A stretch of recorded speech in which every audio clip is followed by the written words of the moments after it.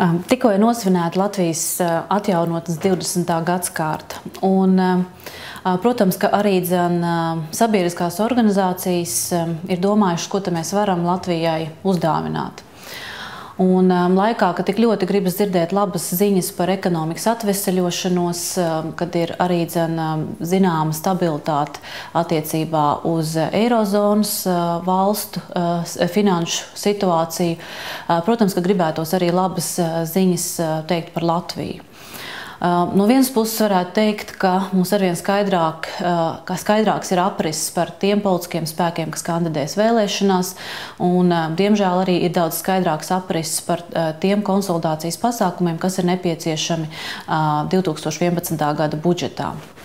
Un, domājot tieši par šo situāciju un arī domājot par to, kāds varētu būt sabiedrisko organizāciju pienesums, 5 nevalstiskās organizācijas ir sagatavojušas savu redzējumu, un par šo redzējumu man ļoti gribētos arī pavēstīt Saki lasītājiem un skatītājiem, jo diskusija par šo 5 organizāciju parakstīto dokumentu, diemžēl, ir tāda ļoti klusa un kautrīga.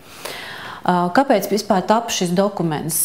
Pirmkārt, viņš tapa tāpēc, ka tie pasākumi ekonomikas stabilizācijai, kas ir aizsākti, ļoti lielā mērā ir pretrunā ar Eiropas Savienības sociālo-ekonomisko modeli un arī kohēzijas politiku, ar ko mēs parasti saprotam to, ka reģioni, kuri ir nabadzīgi, ka viņiem ir sava konkurētspēja jāatjauno. Un, protams, arī jārada atbilstošas darba vietas, lai sociālā drošība cilvēkiem būtu daudz lielāka. Un šajā kontekstā skatoties, mēs domājam, kas ir tās primārās lietas, kas Latvijā būtu jāizdara un par kurām mēs vēlētos, lai arī politiskie spēlētāji runātu sacensībā par krēsliem Saeimā. Un šajā gadījumā 5 organizācijas parakstot dokumentu centās izvairīties no zinātniskiem pētījumiem, no skaisti argumentētiem saukļiem, bet pateica 3 fundamentālas lietas, kas Latvijai ir jāizdara, lai mēs spētu ekonomisko situāciju patiešām stabilizēt. Un šajā ziņā bija 3 galvenās tēzes.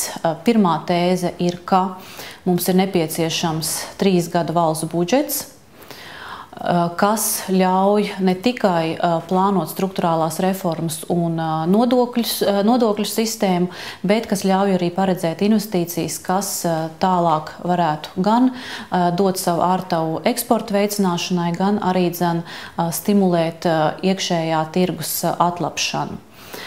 Protams, paredzot arī to, ka pēc šī 3 gadu perioda mums ir jāiet kopsolī ar Eiropas Savienību, kuras dalībvalsts mēs esam, lai iziet uz 7 gadu budžetu ietvaru, un jau šobrīd Latvijā ir aizsākusies diskusija par Eiropas Savienības stratēģiju 2020.